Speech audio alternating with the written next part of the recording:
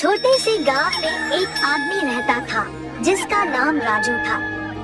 वह बहुत ही बुद्धिमान और समझदार आदमी था, लेकिन वह गरीब भी था। उसकी रोजी रोटी उसके चाट भंडार की दुकान से आती थी। दुकान के सामने एक पेड़ की छाया थी, जिसके नीचे राजू अपनी चाट की दुकान सजाकर बैठ जाता था। वह कभी भी आलस्य में नहीं पड़ता था, बल्कि उसकी दुकान में बिना रुके लगातार काम करता रहता था। वह गरीब था, लेकिन उसकी मेहनती और उम्दा चाट ने उसे गांव का सर्वश्रेष्ठ बिजनेसमैन बना दिया था। राजू ने दुकान के आसपास की छोटी सी जगह में चाट बनाने का विशेष प्रणाली विकसित की थी। वहाँ वह अपने रहस्यमयी मसालों का उपयोग करके दिन भर चाट बनाता रहता था। वह जानता था कि उसकी चाट में उसके मसालों के अलावा भी कुछ खास बातें होती हैं, जो उसकी चाट को अन्य चाटों से अलग बनाती है।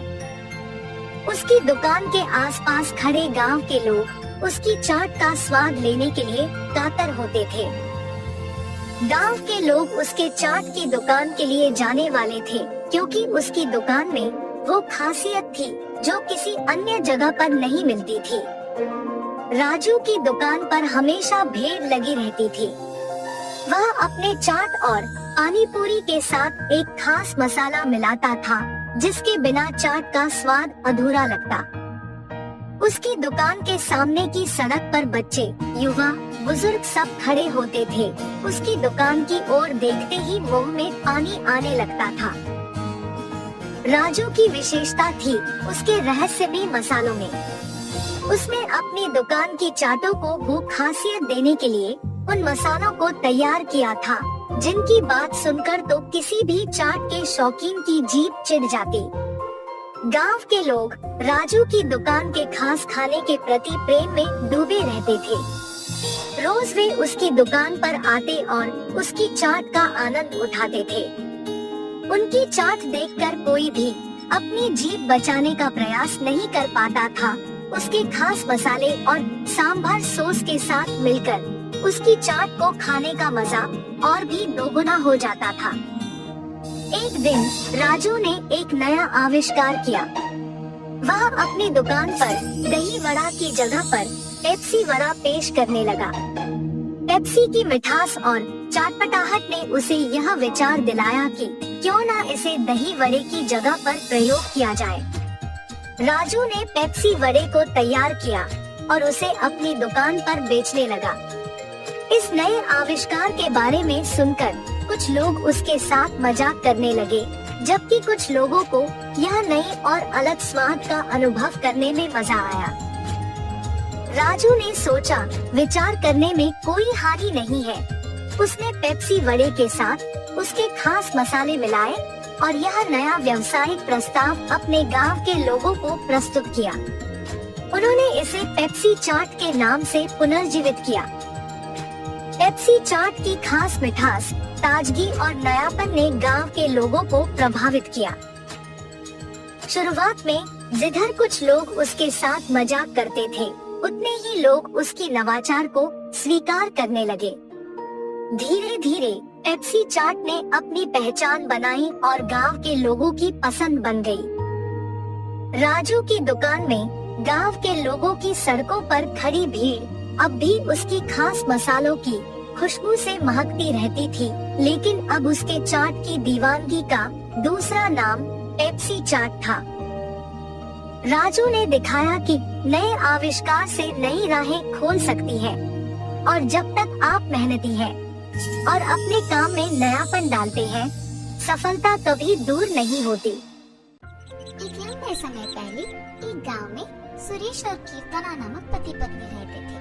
उनकी गीतिका नामक एक सुंदर सी बेटी थी। सुरेश हमेशा सबके सामने बेवजह गर्व से पेश आता था।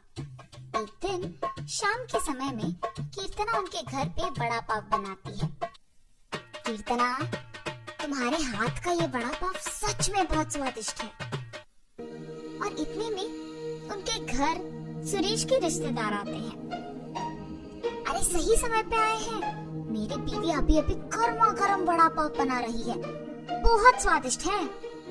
कीर्तना, जरा मेरे रिश्तेदारों के लिए भी वड़ा पाव बना के ले आना। जी अभी लाई। ये कह के गर्मा गर्म वड़ा पाव बना के वहाँ लाती है और उनके रिश्तेदारों को परोसती है। उनके रिश्तेदार उसे खाने के बाद कहते हैं, सुरेश तुमने ठीक कहा, हम वाकई ही सही समय में आए हैं, वरना इतने स्वादिष्ट वड़ा पाव हम नहीं खा पाते। मेरी बीवी जब भी वड़ा पाव बनाती है ऐसे ही एकदम स्वादिष्ट वाले ही बनाती है, इसीलिए जितनी भी बार बनाती है मैं उन्हें उतने ही प्यार से खाता हूँ। हाँ बात तो सही है, इतने स्वादिष्ट वड़ा पाव तो कोई आसानी से नहीं बना सकता। अगर तुम्हारी बीवी ने दुकान लगाया तो लोग खरीद के खाएंगे इन्हें। हाँ नरेश, अगर मैं इतना स्वादिष्ट वड़ा पाव बनाती तो पक्का दुकान लगा देती। अगर मैं अपनी बीवी के साथ एक वड़ा पाव का दुकान शुरू करूँगा तो सभी वही आके खाएंगे और उन्हीं स्वादिष्ट वड़ा पाव के बारे में सारा गांव बात करेगा। ये एक अच्छा सोच है। ऐसे ही उसके रिश्तेदारों के जाने के बाद भी उसी विचार के बारे में सोचते रहता है। तब कीर्तना को नजर आता है कि उसके पति किसी सोच में पड़े हैं। उनके पास जाकर कहती है, क्या हुआ जी, किस चीज के बारे में इतना सोच रहे हैं आप? कीर्तना, तुमने तो सुना है ना कि मेरे रिश्तेदारों ने क्या कहा, हम हमारे घर के सामने ही एक वड़ा पाव का दुकान लगाएंगे। तब मेरे रिश्तेदारों के ही तरह इस गांव के सारे लोग उसी के बारे में बात करेंगे।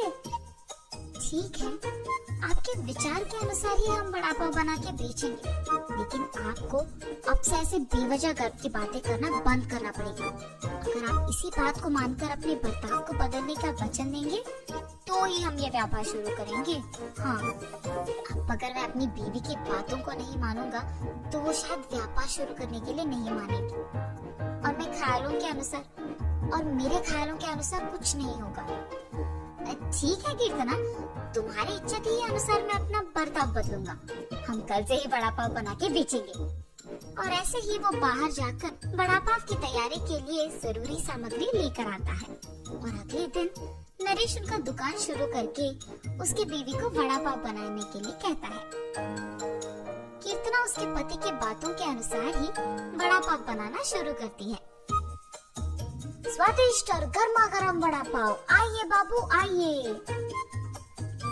ऐसे जोर जोर से चिल्लाने के कारण उस तरफ जाते हुए सारे लोग आकर्षित होकर उसके दुकान आते हैं और वड़ा पाव लेके उन्हें खाने लगते हैं। सुरेश, वड़ा पाव तो बहुत गर्म और स्वादिष्ट है। हाँ, अब तक मैंने इतने स्वादिष्ट वड़ा पाव कहीं नहीं खाया है। हाँ, मेरी पत्नी बहुत अच्छा वड़ा पाव बनाती है, उसकी तरह तो और कोई नहीं बना सकता है। ऐसे उनको वड़ा पाव देकर उनसे पैसे लेता है। उस रात को जब बैठ के वो आए हुए पैसों की गिनती करने लगते हैं तो कीर्तना कहती है, अरे वाह, पहले ही दिन हमें लाभ आया है जी। निवेश के पैसों से ज्यादा पैसे तो हमने कमाया है। क्या सच में? अगर हमने ऐसे ही इसे बरकरार रखा ना तो जल्दी हमारा बहुत बड़ा व्यापार बन जाएगा कीर्तना। हाँ, आप सही कह रहे हैं। पहले ही दिन उतने पैसे देख पति पत्नी दोनों खुश होते हैं। ऐसे ही वो हर रोज उनके सोच के मुताबिक वड़ा पाव बना के उसे बेचते हैं और कुछ ही दिनों में उनका व्यापार अच्छा चलने लगता है। मेरे सोच के मुताबिक ही हमारा व्यापार अच्छा चल रहा है। किसी और के दुकान में तो इतने लोग ही नहीं आते हैं। कुछ दिन पहले शुरू करने के बावजूद हमारा व्यापार बाकियों से बहुत बेहतर चल रहा है। और हमेशा की तरह सुरेश वापस बेवजह की गर्व में डूब जाता है और बाकियों को भी वही बातें सुनाते रहता है। उस दिन दुकान को आए एक आदमी को वड़ा पाव लाकर देता है। मैं यहाँ जब भी वड़ा पाव खाता हूँ बहुत स्वादिष्ट होता है, एक भी बार इसका स्वाद नहीं बदला। हाँ, आपने सही कहा, मेरी बीवी बहुत अच्छा वड़ा पाव बनाती है। नया व्यापार होने के बावजूद बाकियों से हमारा बहुत अच्छा चल रहा है। हाँ।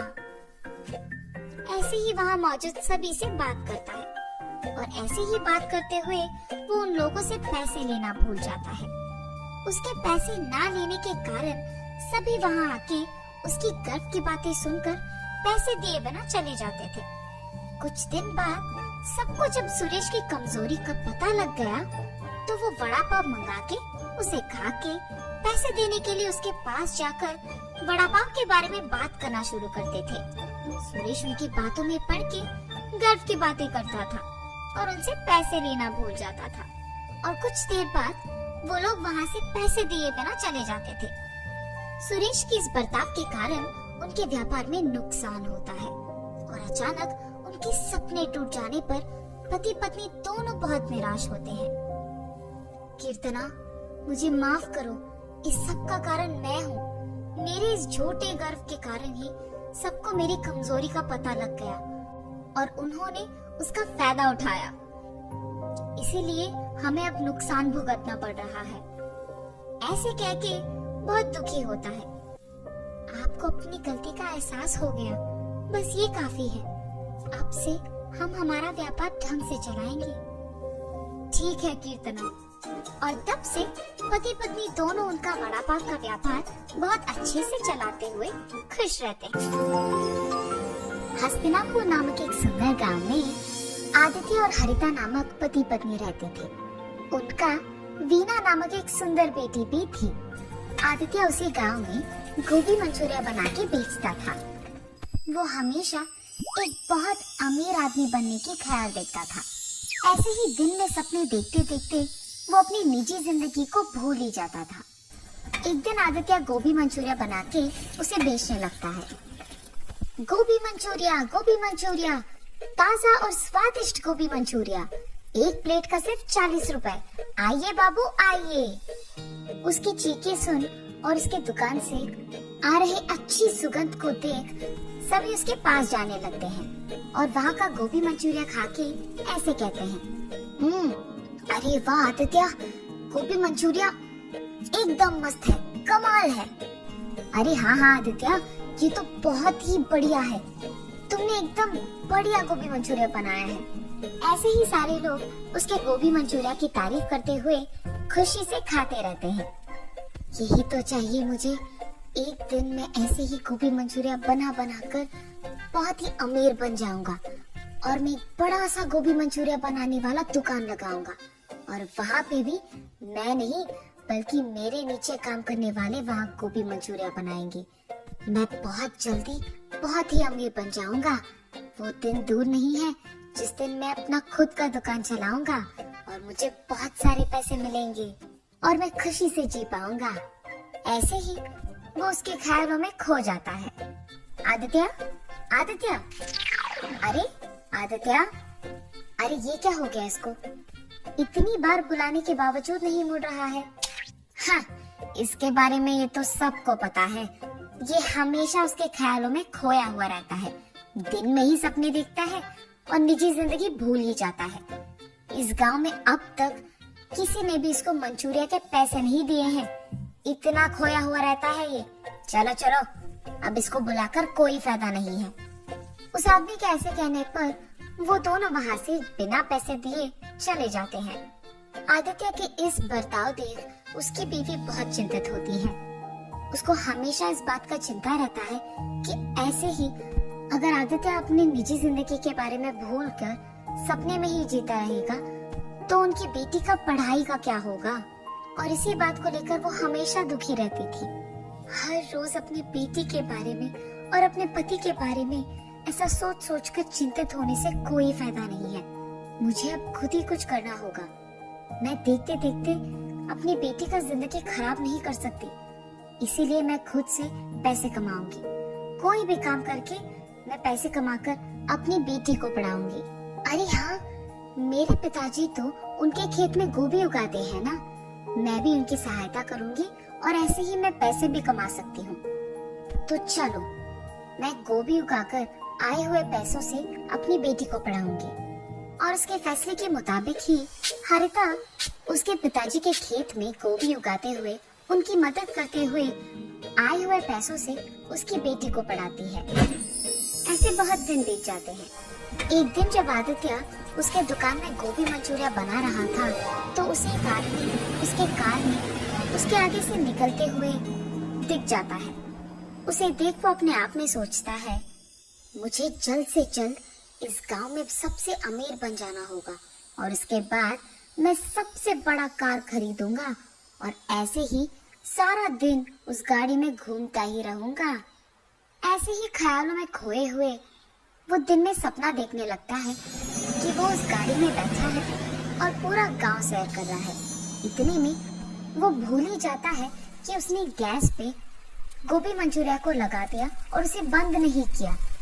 इस कारण गोभी मंचूरिया कुछ देर बाद जलने लग जाती है और आदित्य को ये बात बिल्कुल पता नहीं चलता है। इतने में एक आदमी आदित्य के पास जाता है और उसे बुलाता है, सुनिए सुनिए भाई साहब। पर आदित्य तो उसे देखता भी नहीं है। अरे ये क्या, मैं इस आदमी को बुला रहा हूँ और ये बिल्कुल नहीं सुन रहा है। मैंने सोचा कि यहाँ आकर मैं इन्हें नौकरी के लिए पूछूंगा, पर ये तो सो ही रहे हैं और जितना भी बुलाऊं उठ ही नहीं रहे हैं। पर यहाँ और कोई भी तो नहीं है, मुझे इन्हें जगाना ही होगा। हेलो भाई साहब, आप सुन रहे हैं? भाई साहब उठिए। उस आदमी के जोर से बुलाने पर आदित्य अचानक उठ जाता है। हाँ, कौन हो तुम? क्या चाहिए तुम्हें? भाई साहब, मैंने वो सोचा कि आपकी दुकान में अगर कोई काम हो तो। कोई भी काम चलेगा, मैं कुछ भी करने के लिए तैयार हूँ। मैं अपनी दुकान में काम खुद कर सकता हूँ। अरे यहाँ मैं आराम कर रहा था, अच्छा खासा एक सपने को देख रहा था और तुमने मुझे जगा दिया। चले जाओ यहाँ से, तुम्हारे कारण मेरा अच्छा सपना टूट गया। मैं तुम्हें कोई काम नहीं दूंगा। आदित्य के ऐसे कहने पर वो आदमी बहुत दुखी होता है और चुपचाप वहाँ से चलने ही लगता है कि इतने में उसे दुकान से जलने की बू आने लगती है। ये जलने की बू कहाँ से आ रही है और लग रहा है कि बहुत भयानक भी है। ये सोचते हुए वो इधर उधर देखने लगता है। इतने में उसको दिख जाता है कि ये बू आदित्य की दुकान से आ रही है और तुरंत वो आदित्य के पास जाकर कहता है, अरे भाई साहब, लगता है कि आपने बहुत मेहनत करके ये गोभी मंचूरिया बनाया है, पर आपने गैस बंद नहीं किया। शायद आप भूल गए होंगे। क्या? मैंने गैस बंद नहीं किया? ये कहते हुए आदित्य उसके गोभी मंचूरिया के पास भाग कर जाता है। उसे बर्बाद होते देख वो बहुत निराश होता है। मैंने इस आदमी पे चिल्लाया है और इसने फिर भी मेरा भला ही चाहा है। लगता है कि ये आदमी बहुत अच्छा है और नेक इंसान है। इसे अगर मैं काम पे लगा लूंगा तो दोबारा जलने से बचाएगा मेरे गोभी मंचूरिया को, और उसके सिवाय अगर मैं कभी अपने ख्यालों में खो भी गया तो ये मुझे संभाल लेगा। यही बेहतर है कि ये मेरे पास काम करे। सुनो, तुम्हारा नाम क्या है? जी किरण। ठीक है किरण, तुम्हें कहीं जाने की जरूरत नहीं है, तुम मेरे यहाँ काम करोगे। कल से आ जाना, मैं मंचूरिया बनाऊंगा और तुम उसे जाकर अपने ग्राहक को दे दोगे, ठीक है? जी साहब, मैं कल से आ जाऊंगा काम पे। उनके फैसले के मुताबिक ही अगले दिन जब किरण काम पे आता है तो आदित्य गोभी मंचूरिया बनाते रहता है और किरण उन्हें ग्राहकों को पहुंचाते रहता है। पर हर रोज की तरह उस दिन भी आदित्य उसके ख्यालों में खोए रहता है और पैसे लेना भूल जाता है। तब किरण सारे ग्राहकों को गोभी मंचूरिया पहुंचा के उनसे पैसे ले लेता है। रात होने के बाद आदित्य वापस निजी जिंदगी में आ जाता है और कहता है, हाँ लगता है रात हो गया, चलो किरण हम सामान लेकर घर चले जाते हैं। जी साहब। और साहब, आज के पैसे ये लीजिए। हाँ, मुझे तो पता भी नहीं था कि तुमने ग्राहकों से पैसे लिए हैं, और तुम ये बात छुपा भी सकते थे, पर तुमने ऐसा नहीं किया और बहुत ईमानदारी से तुमने मुझे आज के पैसे दिए हैं। मैं हमेशा अपने ख्यालों में खोया रहता हूँ, इसलिए कभी पैसे घर लेके नहीं गया हूँ, पर आज सिर्फ तुम्हारे कारण मैं इन पैसों को घर लेके जाने वाला हूँ। मुझे बहुत खुशी हो रही है। ये लो, इसमें आधा हिस्सा तुम्हारा है। ऐसे कहकर किरण को उसका हिस्सा देकर खुशी खुशी वो पैसे उसके घर लेके जाता है। घर जाते ही, ये लो हरिता, आज के पैसे। क्या? आप पैसे लेकर आए? मैंने तो सोचा ये दिन कभी नहीं आएगा जी। मुझे आज बहुत खुशी हो रही है। हरिता के ऐसे कहने पर आदित्य उसे किरण के बारे में सब कुछ बताता है। भगवान का लाख लाख शुक्र है कि आपको काम में मदद करने के लिए एक ईमानदार और नेक इंसान मिल गया। चाहे कुछ भी हो जाए उसे काम से कभी ना निकालिए जी, ठीक है? हाँ हरिता, कभी नहीं निकालूंगा। ऐसे ही कुछ दिन बीत जाते हैं। एक दिन काम खत्म हो जाने के बाद जब आदित्य पैसे लेकर घर लौटता है, वहाँ हरिता को दुखी देख, अरे क्या हुआ हरिता, तुम इतनी दुखी क्यों हो? मैंने अपने पिताजी के साथ उनके खेत में गोभी उगाया था जी, पर अब मार्केट में गोभी का दाम गिर गया है। इसी कारण गोभी बेचने पर मुझे ज्यादा पैसे नहीं मिलेंगे, और तो और मेरे निवेश के पैसों में एक भी हिस्सा मुझे लौटकर वापस नहीं आएगा। मुझे डर है कि मेरा नुकसान हो जाएगा जी। अरे चिंतित मत हो हरिता, मेरे पास इसके लिए एक हल है। मैं वैसे गोभी का ही मंचूरिया बनाता हूँ ना, तो तुम्हारे उगाए हुए गोभी को लेकर अगर मैं मंचूरिया बना के बेचूंगा तो उससे ज्यादा पैसे कमा पाऊंगा। ऐसे तुम्हारा नुकसान भी नहीं होगा और हमारा भी दुकान अच्छा ही चलेगा। ठीक है जी, मुझे भी लगता है कि ये काम करेगा। गोभी सारे खेत में इकट्ठे किए हैं मैंने, आप वहाँ से उसे ले लीजिए। हरिता के ऐसे कहने पर वो उसके फैसले के मुताबिक ही खेत में जाकर गोभी लेकर उसे मंचूरिया बनाता है और बेचता है। कुछ दिन बीत जाने के बाद जब वो आए हुए पैसों का गिनती करता है तो बहुत सारे पैसे मिलते हैं और वो लाभ में होते हैं। वो खुशी खुशी उसके बीवी के पास जाकर उसे ये खुशखबरी देता है। क्या आप सच कह रहे हो, हमें लाभ हुआ है? मुझे बहुत खुशी है जी। इसका मतलब तो ये है कि जब भी आप ख्यालों में खोए नहीं रहते हैं तो आपका दिमाग भी बहुत तेज चलता है। मुझे तो लगा कि आप उन ख्यालों से कभी बाहर नहीं आएंगे, पर आज आपको ऐसे देखकर मुझे बहुत खुशी हो रही है। अब से हर साल मैं अपना गोभी उगाकर आपको ही दूंगी और आप ऐसे ही लाभ बनाएंगे। मंजूर है? हाँ हरिता, मंजूर है। उसके बाद आए हुए पैसों में कुछ हिस्सा आदित्य किरण को देता है और बाकी के वो अपने दुकान में निवेश के रूप में लगाता है। आदित्य जल्द ही उसका अपना दुकान लगाकर उसमें किरण के साथ गोभी मंचूरिया बना के उसे बेचने लगता है। स्वादिष्ट गोभी मंचूरिया बनाने के कारण सारे ग्राहक उसके पास ही आते हैं और बहुत ही जल्द आदित्य बहुत अमीर बन जाता है और एक बड़ा सा गाड़ी और घर खरीद के वो उसके ख्यालों को सच में बदल देता है और खुशी से जीने लगता है। किरण, आज मैं अमीर हूँ, मेरे पास गाड़ी है, बंगला है और मैं खुश हूँ। ये सब सिर्फ तुम्हारे कारण हुआ है। अगर तुम मेरे पास भरोसे के साथ काम नहीं करते और ऐसे ईमानदार और नेक नहीं होते तो शायद मैं अपने ख्यालों को सच में कभी नहीं बदल पाता। मैं तुम्हारा एहसान कभी नहीं भूल पाऊंगा। अरे साहब, आप ये क्या कह रहे हो? आपने अगर उस दिन मुझे नौकरी का ये एक मौका नहीं दिया होता तो मैं भी आपके साथ इतना ऊंचा नहीं आता और इतना मेरा जिंदगी नहीं बदल पाता। आज मेरी इस खुशी का कारण आप हैं। मुझे आपको धन्यवाद कहना चाहिए उस एक मौके के लिए। आदित्य को जल्द ही उसकी गलती का एहसास होता है। ख्यालों में खोकर निजी जिंदगी को भूलना अच्छा नहीं है। ये जानकर वो तब से दिन में सपने देखना छोड़ देता है। किरण और आदित्य दोनों साथ में काम करते हुए हमेशा की तरह खुश रहते हैं।